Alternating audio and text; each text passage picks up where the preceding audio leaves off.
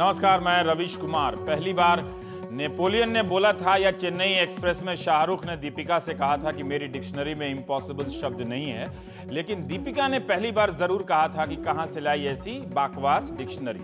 राहुल गांधी ने कहा है कि उनकी जिंदगी में रिलक्टेंस नाम का कोई शब्द नहीं है। रिलक्टेंस मतलब अनिच्छा। राहुल गांधी ने दैनिक भास्कर के कल्पेश याग्निक को अपना पहला इंटरव्यू दिया है।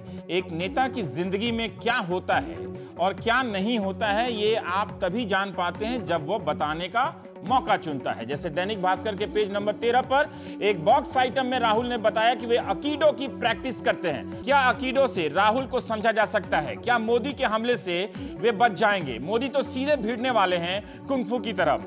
क्या यूपीए की धूम 3 आ पाएगी? इस मार्शल आर्ट की खूबी है कि विरोधी की तरफ बनकर विरोधी को पटक देना। उधर आज ही के दिन नरेंद्र मोदी ने सलमान खान के साथ पतंग उड़ाते हुए 80 के दशक में लिखी अपनी ही कविता ट्वीट कर दी। बीजेपी में सिर्फ अटल जी ही कवि नहीं है। वैसे करीब 3 दशक पुरानी इस कविता की पहली लाइन ही है कि पतंग मेरे लिए ऊर्ध्व गति का उत्सव, मतलब डायरेक्ट ऊपर जाने वाला, मेरा सूर्य की ओर प्रयाण, मतलब जो अपना लक्ष्य है उससे आप जोड़ सकते हैं। अनेक पतंगों के बीच मेरा पतंग उलझता नहीं है, ये मोदी की कविता की लाइन है। पतंगबाजी और अकीडो का मसला नहीं है भारतीय राजनीति। मोदी की तिलंगी या गुड्डी उलझती नहीं है और राहुल हमलावर से भिड़े बिना उसे पटक देने की कला सीख रहे हैं। दावा कर रहे हैं कि वे कांग्रेस को बदल रहे हैं, वे भी बदल रहे हैं, मीडिया से बात कर रहे हैं, लेकिन किस संदर्भ में कांग्रेस बदल रही है या राहुल बदल रहे हैं? यूपी में हार के बाद घर से निकलकर हार की जिम्मेदारी लेने में, हालिया 4 राज्यों में मिली हार के बाद प्रेस के सामने खड़े होकर कहने में कि हम आपसे सीखने को तैयार हैं। तब राहुल ने कहा था कि कांग्रेस में लोगों की उम्मीदों के अनुरूप खड़े हो जाने की ताकत है। आने वाले दिनों में इसी गति से बदलाव लाएंगे कि आप कल्पना भी नहीं कर सकते।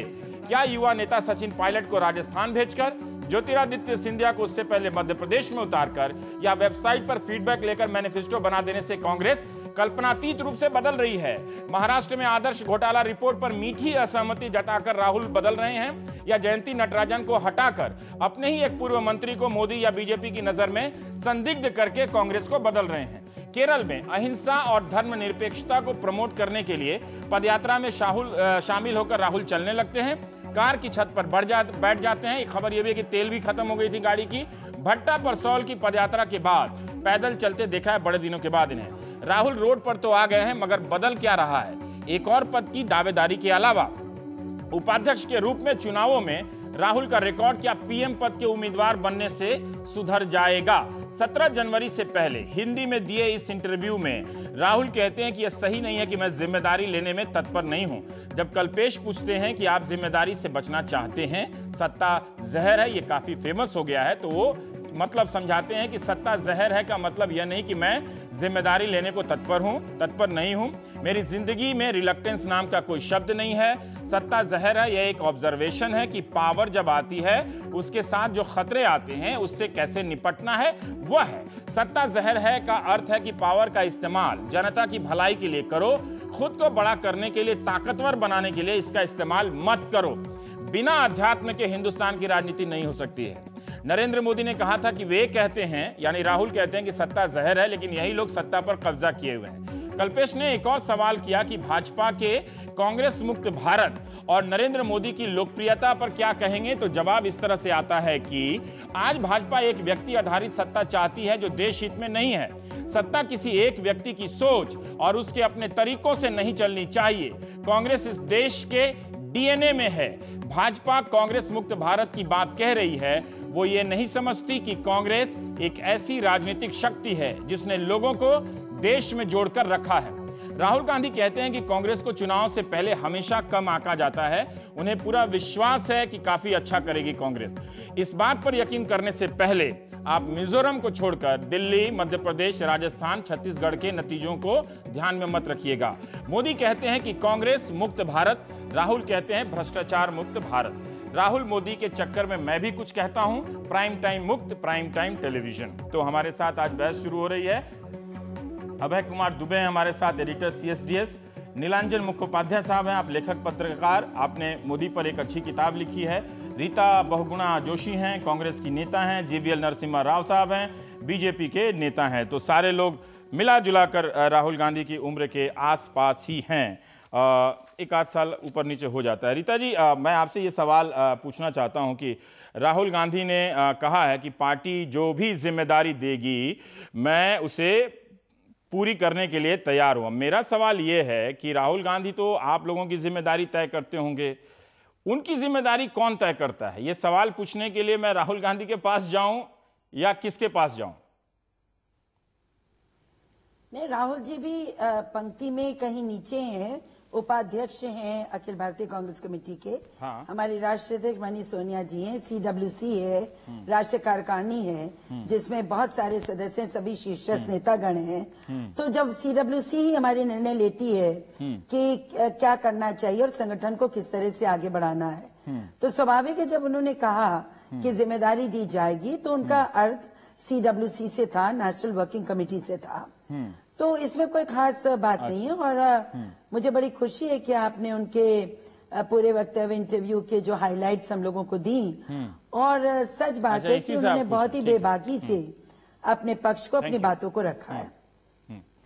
जी रीता जी, मेरा ये सवाल था, शुक्रिया आपने हमारी तारीफ की उनका इंटरव्यू बहुप्रचारित करने के लिए और दैनिक भास्कर के इंटरव्यू को। मेरा सवाल ये था कि जब वो कहते हैं कि उनकी जिंदगी में रिलक्टेंस शब्द नहीं है, इसका मतलब हम क्या समझें कि वो आप लोग, आपकी पार्टी मिलकर उन्हें बनाए प्रधानमंत्री पद का उम्मीदवार, या वो उसी इंटरव्यू में एक और बात कह रहे हैं कि चुनाव के बाद ही लोग तय करते हैं कि प्रधानमंत्री कौन होगा। ये रिलक्टेंस शब्द पे जो उन्होंने अपना स्पष्टीकरण दिया है इतने सालों के बाद, क्या उनके जिम्मेदारी संभालने की प्रवृत्ति में कोई बदलाव आ रहा है छवि के लिए लिहाज से, या प्रवृत्ति के हिसाब से भी कि 10 साल हो गया पॉलिटिक्स में आते हुए तो अब वो जिम्मेदारियों के करीब वो पहुंच रहे हैं? देखिए, आप लोग जब बार बार टीवी चैनल्स पे बोलते हैं डिबेट्स में, he is a reluctant politician, तो उस पर इन्होंने अपना जवाब दिया। जब पहली बार इंटरव्यू दिया है तो पहले ही इंटरव्यू में उन्होंने ये बात कही, लेकिन पिछले 10 सालों में अगर आप उनके कार्यशैली देखें तो कभी किसी चीज से भागे नहीं। वो कभी इस बात से नहीं डरे कि अगर मैं बिहार गया और वहां चुनाव हार गए तो मेरी छवि का क्या होगा, तमिलनाडु गया तो क्या होगा। वो कांग्रेस को जीवंत करने का भरपूर प्रयास कर रहे हैं। वो इन बातों से डरते नहीं हैं कि क्या परिणाम होगा। वो जब राजनीति में आए तो एक विचार लेकर आए कि व्यवस्था बदलनी चाहिए, चुनाव अपने पार्टियों की और राजनीति की धारा बदलनी चाहिए, व्यवस्था परिवर्तन होना चाहिए। ये जो बात आज बहुत सारी मौलिक विषय जनता में चर्चित हो रहे हैं, 2004 से राहुल जी इन बातों पे दबाव दे रहे थे। युवाओं को किसने आह्वान किया कि भाई जनतंत्र तुम्हारा है, आगे बढ़ो, जनतंत्र में भाग लो। आज युवा ही तय कर रहा है कि इस देश की राजनीति कैसी होगी। तो मैं आपसे कहना चाहती हूँ कि राहुल जी ने मौलिक विषयों पर अपने विचारों को बहुत बेबागी से रखा है। इस बात की चिंता नहीं की है कि उनकी आलोचना होगी कि नहीं होगी। इस बात की भी मैं उम्मीद कर रहा हूँ कि जब ये शुरुआत हुई गई है तो एक पारसौल में किसानों का मामला, एक प्रेस कॉन्फ्रेंस भी कर ही देंगे वो, लेकिन फिर भी इस बात की भी वो चिंता नहीं करेंगे कि प्रधानमंत्री पद का उम्मीदवार बनाया जाए और पता नहीं इस चुनाव में शायद हार जाए कांग्रेस या उसको बहुमत ना मिले और कहीं उन पर यह दाग ना लग जाए कि वो पहली बार उम्मीदवार बने और पार्टी को नहीं जिता सके। 2004 में भी आप लोगों ने कहा था कि कांग्रेस बुरी तरह हारेगी। मैं तो नहीं था, इसलिए मैंने नहीं कहा था। बड़े बड़े फिगर्स उनको दी थी आप लोगों ने। मैंने नहीं आप लोग मतलब प्रेस ने, मीडिया ने, जो कहा होगा विशेषज्ञों ने, मैं आपका मतलब मीडिया है। लेकिन क्या हुआ, परिणाम क्या हुए? प्रश्न ये है कि ये तो जनता के हाथ में है। हम जनता के जो भी वो देगा निर्णय उसका हम सम्मान करेंगे, लेकिन हमें पूर्ण विश्वास है कि विधानसभाओं के चुनाव के निर्णय राष्ट्रीय चुनाव के आंकड़ों से अलग होते हैं। उनके पहलू अलग होते हैं, बातें अलग होती हैं। तो आने दीजिए, भी तो 3 महीना है। आप देख रहे हैं महंगाई कम हो ही रही है।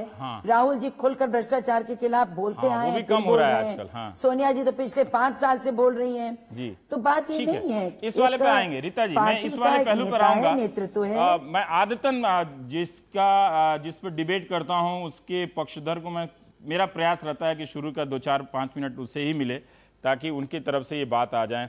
जीवीएल साहब, अब आप खुश हैं कि आपके विरोध में कोई रिलक्टेंट पॉलिटिशियन नहीं है अनिच्छुक राजनेता नहीं है, अब एक सक्रिय राजनेता आ गया है जो अकीडो की प्रैक्टिस करता है। और अकीडो आप समझते हैं कि उसमें जैसे आप मुझ पर हमला करने आ रहे हैं तो मैं यूं ही खड़ा रहूंगा, बस थोड़ा सा साइड लेके आपका हाथ इधर उधर मोड़ के वहीं पटक दूंगा, मतलब आपका नहीं, ये अकीडो प्रैक्टिस है। तो ये वो सीख रहे हैं।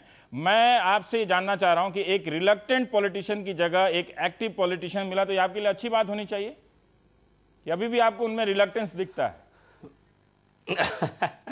आप देखिए, वो कथनी में और करनी में बहुत फर्क है। हाँ। और दूसरी बात, ये कितना सीरियसली इसी बहुत सालों से, जब से सोनिया जी पार्टी का कमान संभाला 98 के करीब और 97 के करीब, तो तब से लेकर आज तक पूरी तरह पार्टी परिवार के हाथ में है। परिवार के, और सोनिया जी, राहुल और इनके पहले नहीं थी, आप तो कह रहे हैं 60 साल से थी।